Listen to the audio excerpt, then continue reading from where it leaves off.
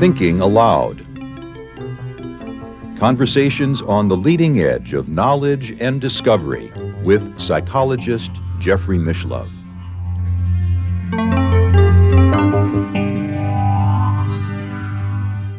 Hello and welcome. I'm Jeffrey Mishlove. Today we will be looking at meditation psychology. My guest is Professor Kiran Kumar Salagame, retired professor of psychology at the University of Mysore in India and former chair of the psychology department there. He is also the vice president of the International Transpersonal Association, and he is the author of The Psychology of Meditation, a Contextual Approach. Welcome again, Kiran. Thank you very much, Jeff. Yeah. It's a pleasure to be with you. I know you have been practicing meditation and researching meditation now for many decades.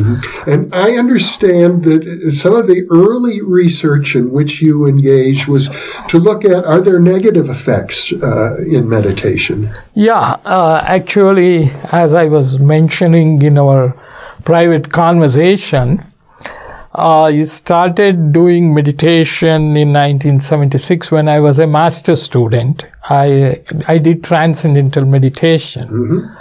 And after that, I joined a PhD in clinical psychology program and conducted some research on experiences of altered states of consciousness. So my research work involved what personality variables might contribute for a healthy and better integrated personality functioning when once a person starts meditating. And is it possible that some people disintegrate due to meditation and then develop some kind of severe mental illness or something like that? So that was the basic design of my research with which I conducted the study. I mean, I can understand the hypothesis if you look at, for example, the use of drugs for creating altered states of consciousness. You do get casualties. Yes, yeah. There was a lot of research on the negative effects of drugs during that time when I did. That was still the beginning. I did my work somewhere between 1977 and 81. So just the research was started on these things. And the review of literature then showed that basically people who have undergone trauma during the childhood, who have not developed adequate ego strength, and those who have weak ego boundaries, are more likely to develop, negative effects through drugs. And though in my own study, I did not come across any person who directly got into a psychotic state because of practicing some yoga or meditation. My other group with which I compared, a group of schizophrenics who were remitting, I found that they did, earlier had the history of weak ego strength and weak ego boundaries and certain predispositions which led to the schizophrenia. And after I completed my doctoral degree, I was able to subject my own data into canonical variate analysis. What I found very interesting was, you see that I had three groups. One group whom I called meditators, who may be from any denomination. And the other group was remitting schizophrenics, and the third group was a normal control group. Normals and schizophrenics form a particular category who share certain basic qualities, whereas the meditators are distinct. So I found that all those variables which were of the POI, self-actualizing measure, and the openness to inner experience, they clustered on the left side of the graph. With the meditators. With the meditators. And whereas the 16 normal personality factors, most of them, and the, Eysenck's psychoticism, neuroticism, they clustered in the lower quadrant where schizophrenics were, remitting schizophrenic group clustered. So, it clearly shows that meditators were not somewhere located between normals and psychotics as it was reported in one of the Commission's report. Mm-hmm. It's called GAP report, which examined whether it forms a continuum, normal, meditators, schizophrenics. They were not on a continuum, they were separate. Mm-hmm. That means meditators had a different kind of awareness which separated the normal and schizophrenics. It sounds like what you're saying is the meditators were healthier. Yeah, they were healthier. They were neither normal group nor the schizophrenic group. Mm-hmm. And another serendipitous finding I got was that 20 meditators I had, they clustered into two groups, one with a majority of self-actualizing characteristics. The other one more with inner experience characteristics. And that fitted very well with, Maslow's description. If you remember, Maslow made a distinction between healthy self-actualizers and transcenders. He said the healthy self-actualizers are the people who have a peak experience. After the peak experience, they involve in the society and do something for the society, they go. Whereas the so-called transcenders or peakers, they may want to remain in that state of unitive consciousness. Maslow has clearly described this difference in his For the Riches of Human Nature, which is the final book of him, published posthumously. Mm-hmm. So I had these two distinct groups, which gave me a sense that many meditators may want to remain inwardly.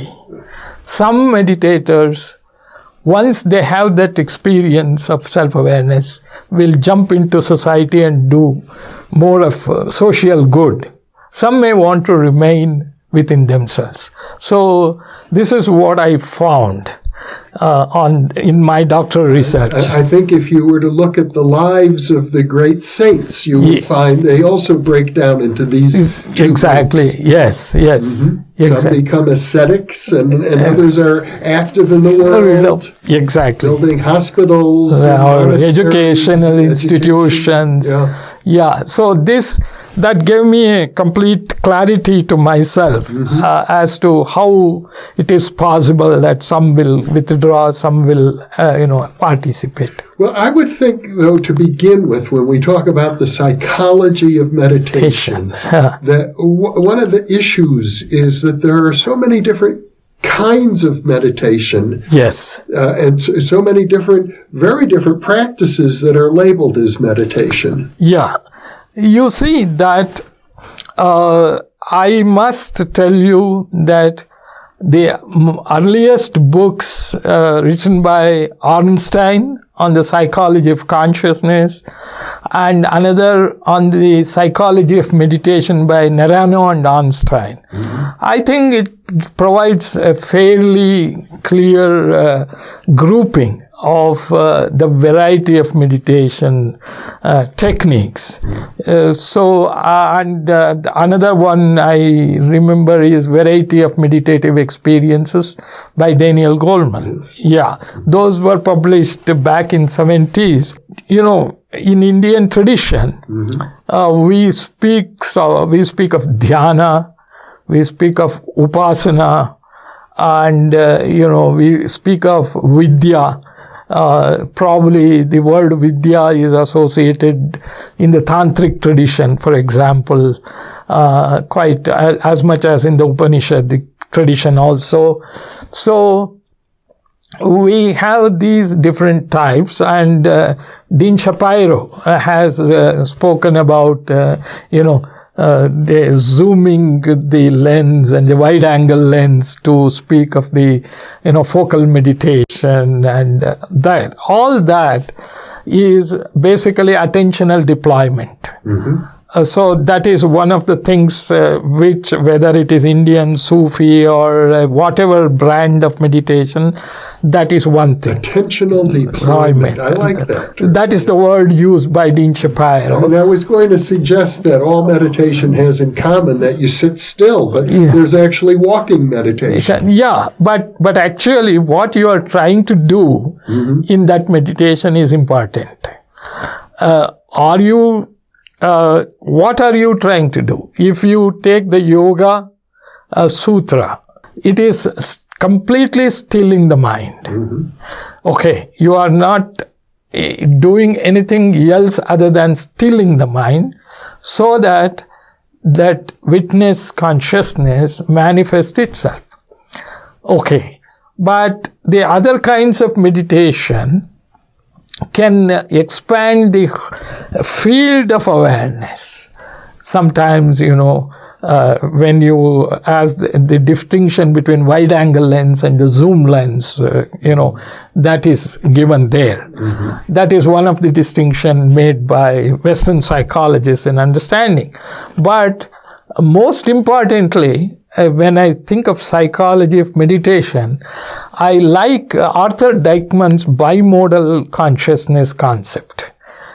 Probably you are aware, Arthur Dykman, the psychiatrist who did a lot of meditation, he wrote some chapter, papers, de-automatization and mystic experience, and then bimodal consciousness. Yes, I read those papers as an undergraduate myself, and it's a privilege of interviewing Arthur Dykman. That's great. So I think he has touched the core of the Yoga Sutras and other practices very correctly, because particularly the distinction of action mode consciousness and the receptive mode consciousness is very important in understanding the Vedanta or yoga or whatever you do, because let me repeat that, the distinction between action mode and receptive mode. Yes. Okay. Because he says action mode consciousness is one type of engaging with the environment where you are motivated by survival needs and other desires. So what you are doing with the environment is you are manipulating the environment. And when you are manipulating the environment, your autonomic nervous system and the skeletal-muscular system is also participating in that, and your sympathetic system is more active, and you are focusing your attention on a field of awareness, narrowing that, and you are goal-oriented, achievement-oriented, and all that. Yes. Okay. So what Dykman has said is, in meditation, or what you call meditation, is to shift from the action mode to the receptive mode, where it is not manipulating the environment, it is receiving the environment. It is allowing. So the sensory system is more dominant, and the parasympathetic system is operating. And I think he says, whatever technique of meditation, or the goal of meditation is to shift from the action mode to receptive mode. So, if you translate the idea of action mode to receptive mode into understand all these, practices that we are doing, whether you say yama and niyama that you are following in the Yoga Sutra, or giving up attachment, giving up ahankara, which I was discussing in the other interview. Yes. All that is actually or many practices are geared towards decreasing the action mode and increasing the receptive mode. I give you a very simple example of, suppose you want to reach, airport. Okay. So you are driving the car, you are holding the, steering wheel, because you have to reach at a particular time. Your skeletal-muscular system and the sympathetic system is very naturally, without awareness, it has probably become tight and because it's already time you have to reach the goal. And there are so many things on the sides you may not notice, and you just go. And after you finish your job, and now you are not in a hurry, then you are relaxed. And while coming back, you may notice so many things which you did not notice. Both the time it existed. This time you didn't notice, but that time when you are relaxed, probably you notice. But in each case, you're still driving the car. You are still driving the car, but you are in a different mode, different way of engaging. So a person who starts practicing, as he matures in the practice, he engages, still he is driving the car. He is still in the reality, but he is not in the action mode, he is in the receptive mode.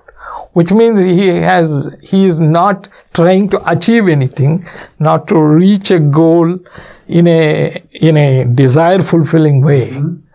He is more receiving. Less of dominating.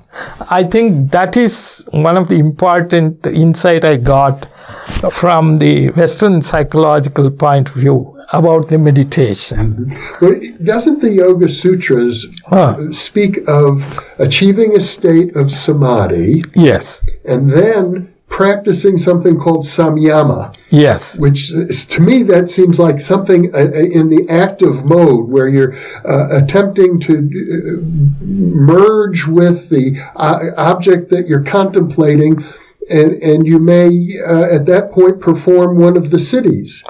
See, that actually siddhis or samyama, they all cannot come if you are after them. That's what the tradition says. So, you have to give up, because as long as the striving is there, the I want to achieve that, it is itself is a block. So the less of the I striving happens, more of letting go happens. There is you are connecting, the consciousness is expanding, you are connecting. A siddhi, word siddhi, may look as though it's an achievement with effort, but in reality, it is not an achievement with effort.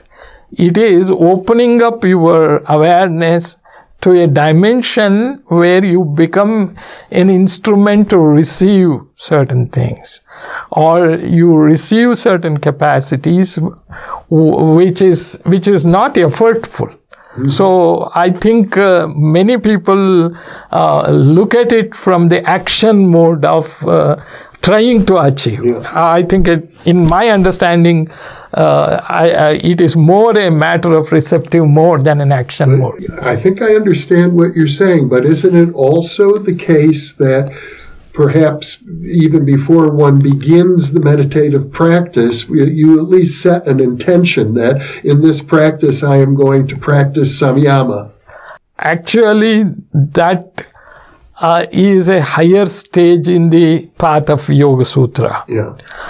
By then, you have already done sufficiently what is called yama and niyama, where you have purified yourself, your mind from all strivings. The so-called yama and niyama are meant to, purify your intentions and open up your consciousness to a higher dimension. And, reduce your identity associated with many desires, psychosocial. And as you move on, the samyama I think I cannot claim I have reached the samyama or I have done that. So I am speaking after reading so many things. It's not my personal thing. But I still think that, samyama is a state of awareness which can happen as you let go yourself and open up. It is not a striving from the action mode. It sounds almost like being in the flow. Yeah, it is something like that. It is not a question of becoming. It is not a becoming something, achieving something. Now, what practice, how you meditate, how you practice, depends upon the belief system you carry. Okay? What is a belief system?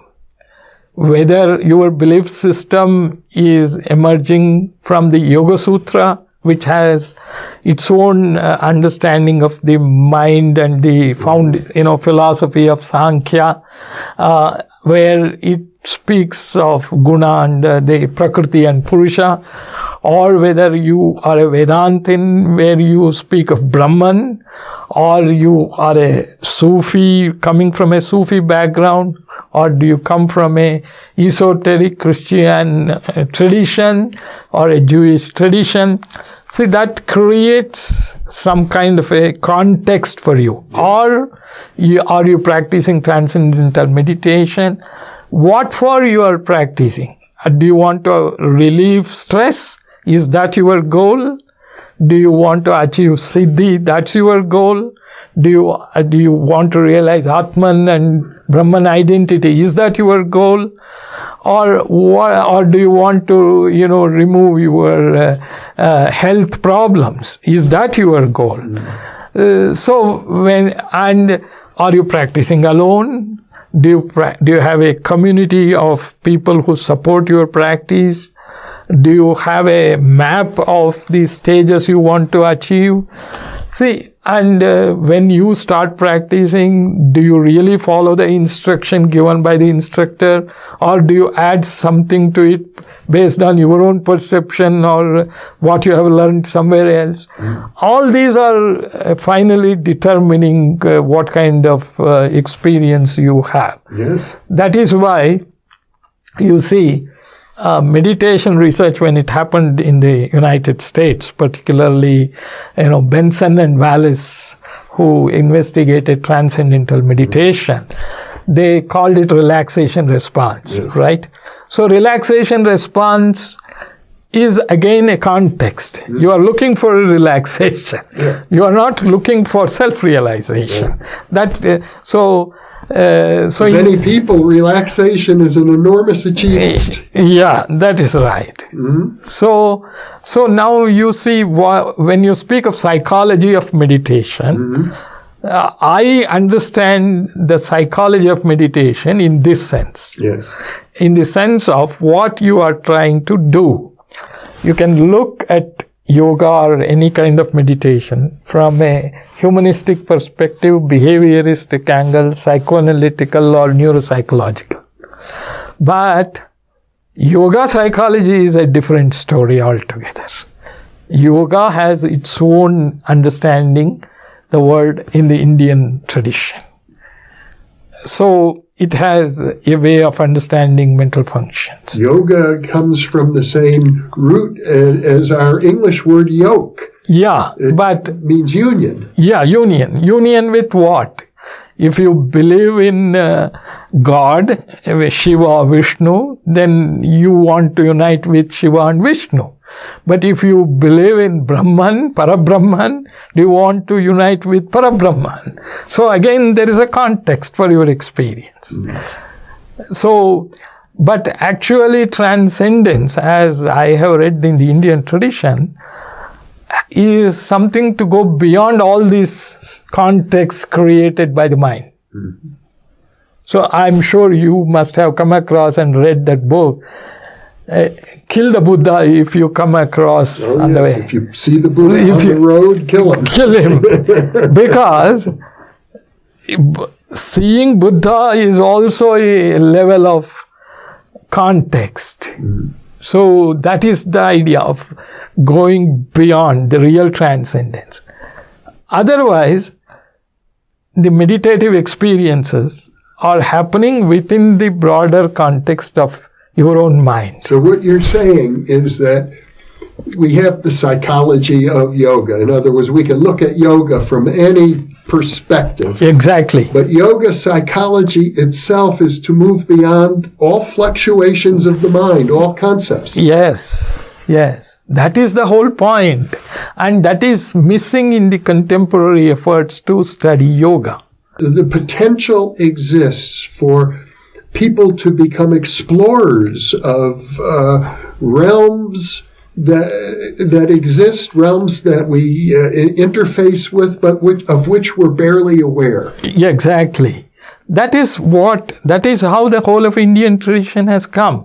The mythology that we have, it is partly through experience, probably partly interwoven with certain imagination. It is hard to differentiate. Yes.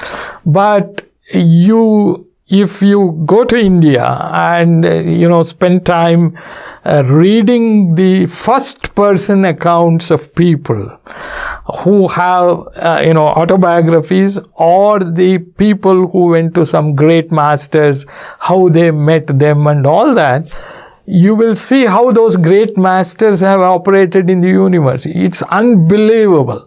It's those things which I have read, it's incredible. But if I want to speak with a highly empirically oriented psychologist, he would think that I should be sent back to the institute where I studied. I totally understand. And I have trouble believing things. And I'm very open-minded. Yeah. But for example, one reads in the literature about advanced beings who have lived 2,500 years. Yes, we lived. And what is intriguing, or what is most important from in my observation is, you see, if an Indian believes in this or comes up with these things, you can say it's cultural, because you have that tradition. Yes. What we need to understand is, if a traditional scholar in the Indian tradition who has studied Vedas, Upanishads or yoga, if he speaks about it, then you can brand him and probably say he is traditional, he has this belief system, he is telling this, and you can probably dismiss him. But when, biologists and the physicists and, people in other fields, when they experience these phenomena in their profession, and when they write books, and when they write the books, I read another book, Reconnection. He is a chiropractor who got suddenly certain healing energies. I've forgotten the author's name. He has written a book called Reconnection, where he narrates autobiographically how he got into all those energies, how he used to heal the people, how he helped, mentally retarded children and others. Yes. And when I read all such books, I cannot close my eyes and say, I cannot simply dismiss they are all psychotic or regressive, or, they are this. They are people who have accomplished something socially, materially, and these things have happened to them, and they have tried best to critically and document, authenticate it. Mm-hmm. So what I feel, it is high time that the scientific community tries to bring together all the evidences on the one hand, which people are reporting here, Because I think when Maslow did his research on peak experiences, many people were hesitant to even share those things. He speaks about it. So now there are so many who have said, and we have all the documents of 5,000 or 10,000. We have all kinds of literature of mystical, spiritual phenomena. Somewhere we should bring them. We should try to synthesize it. We should systematize it, classify it, so that, human consciousness can go to another level. I am totally in favor of yes. In fact, that's really what this video series is all about. And what you're suggesting is that meditation, one of the things it does is it stops that chatter of the mind. And opens up the heart. Mm-hmm. Yeah, it opens up the heart. Anahata chakra has to open. What I see is majority of the critical mass of people seem to be operating only at the Mooladhara, Swadhisthana, and the Manipura. Mm-hmm. The lower chakras. The lower chakras. Yeah. It is the lack of opening of the higher chakras, Anahata and all that. That is the problem. But India has a tradition where we have many means of keeping the higher chakras active. Through, the bhakti, bhajan, kirtan, mantra, then, all the yantras and other things, and then also participating, community living, trying to extend to others, reaching out, not limiting the ego boundaries, but expanding the ego boundaries, relationship orientation. See, this is all psychology. Basically, okay? But they did not say it is all psychology, but they developed some mechanisms of keeping this higher consciousness active. That is why an Indian can easily receive these things. That's the difference, if I can say. Well, would you say, Kiran, that in academic psychology in India or elsewhere, these concepts, the anahata, the chakras, the nadis, the energy flows, yes, are they being looked at seriously? Where are they? Where do you find them in the mainstream book? You don't even, if you take a cognitive psychology book, you don't find anything on intuition. Yeah. See? Intuition is not examined seriously, and nowadays the general psychology book, introductory psychology books, speaks of altered states of consciousness. You look into the chapter, it will speak only in terms of the biological rhythms of the brain, alpha, beta, theta, those waves, but as I read more, as I understand myself more and others, I see that, these are all planes of awareness, basically. And a critical mass of people, when their plane of awareness shifts from the lower chakra to the higher chakra, there is a better prospect for humanity. The love and everything will come from the anahata.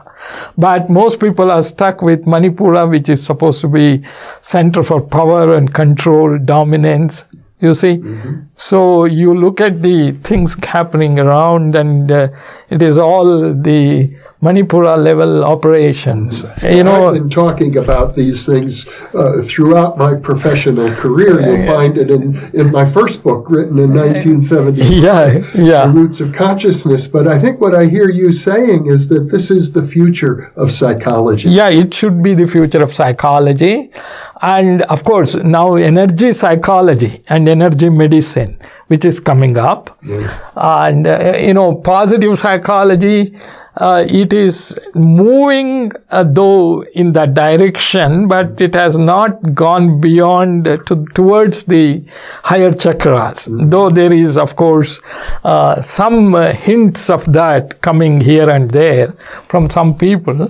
So I see that, if I want to compare in a very gross level, the Indian tradition, because of its rootedness in the transcendental, in the highest Sahasrara, our rishis were able to create a society where they developed mechanisms to keep awakening of the higher chakras and made that part of the psyche of people.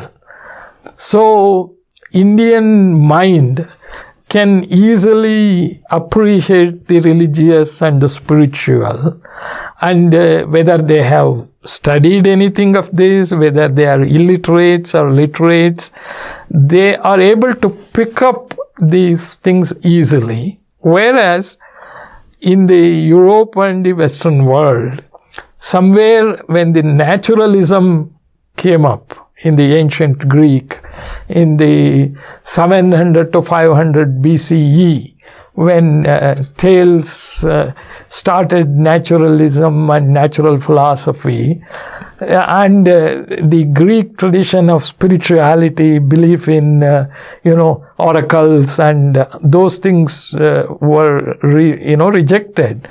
And I think that is the crucial historical turning point where the Western European globe as a whole became dominated in the consciousness. The divergence of East and West. Yes, I think that dominated the consciousness for a long time, and that is where the divergence happened. India has kept alive that consciousness, and if I look today, in the last few years, I see that the Indian psyche is slowly moving towards the lower chakras.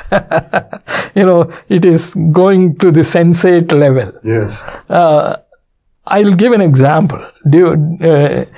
Back in 1990, when I came from Mysore to San Francisco, that is my first visit outside the country. Mm-hmm.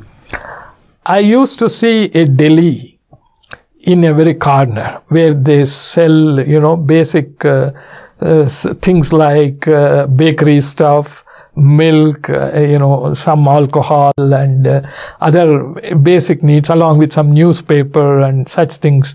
Okay, I used to see that in many corners here and there. A little market. A little market, deli, that was called.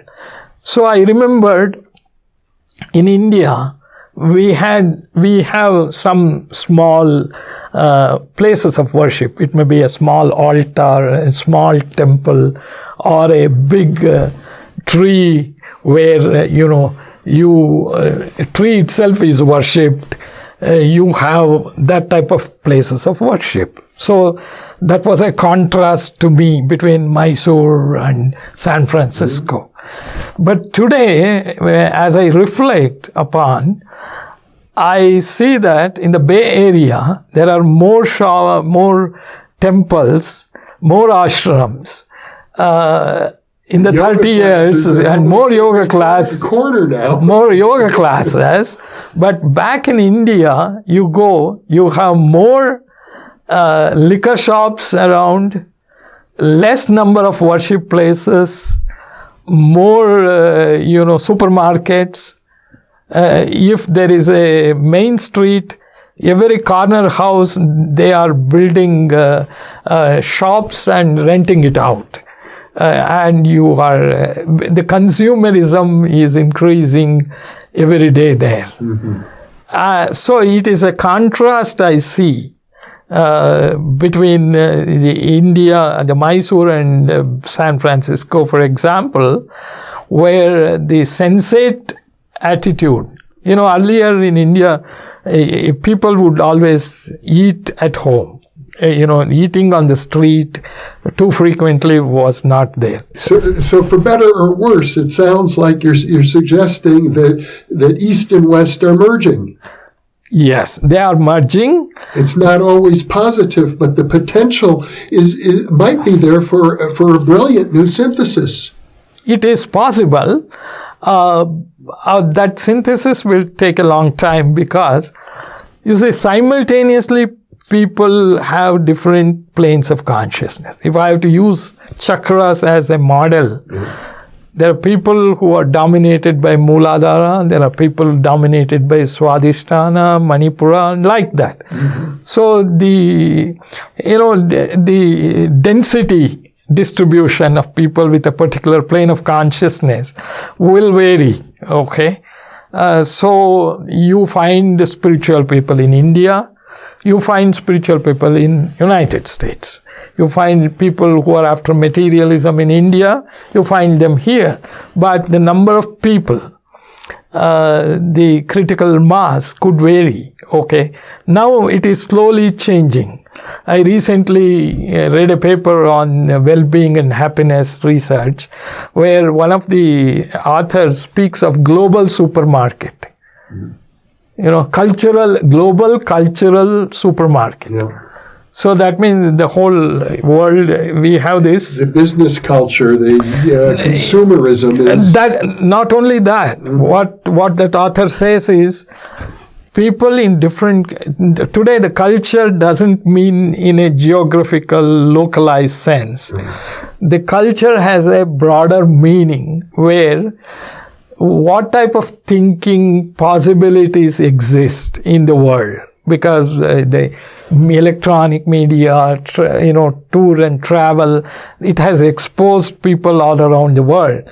So somebody sitting back in a village in my hometown may like rap music. Somebody sitting in the United States may like the classical music of the Indian tradition.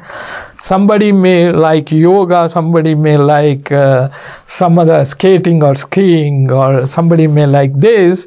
So you see, people may live anywhere, but what they want and what they look for, what is their desire, what they want to do, now there are so many possibilities. So it is a global cultural supermarket where you choose whatever you want. So people, a new kind of people will emerge, irrespective of whether you are American or a German or British or Cylonian or Iranian or whoever it is. What is your consciousness level? This video right now is part of that global supermarket. People all over the world have an opportunity to engage in this conversation. Yes. And they will, because people post comments and occasionally lengthy discussions amongst the commenters. And my hope is that it leads to advances in the psychology of meditation, the psychology of consciousness, and ultimately, my hope is that it leads to a movement toward global enlightenment. Exactly, that's what's happening, but where it is happening, finally, where it gets dominated, who will do, only future can tell. That's not for us to say. Yeah, not for us to say. But we are definitely moving in the direction. Because otherwise, I don't think I and you would be sitting across here talking about all these things. Well, we talked about the Bhagavad Gita in the first interview, the idea of, fulfilling one's dharma, acting in accordance with one's deepest nature and being unattached to the consequences. Exactly. So we don't know. I was brought here by some forces through the instrument of some people. So I'm here, I'm talking to you. I never anticipated this meeting. I never thought about it. I never expected this. It has happened. Yeah. So it's all a movement in raising the consciousness level of people around. That's how I see it. Kiran Kumar Salagame, I'm very grateful that you came to Albuquerque. I'm delighted to have shared these 4 interviews with you. I think we've had an opportunity to impart a great deal of wisdom and cultural knowledge with our viewers worldwide. So thank you so much. Yeah, thank you very much for your efforts to spread these ideas. I hope the viewers will enjoy all this conversation. Thank you very much again. Namaste. Namaste. Yeah. And thank you for being with us. you.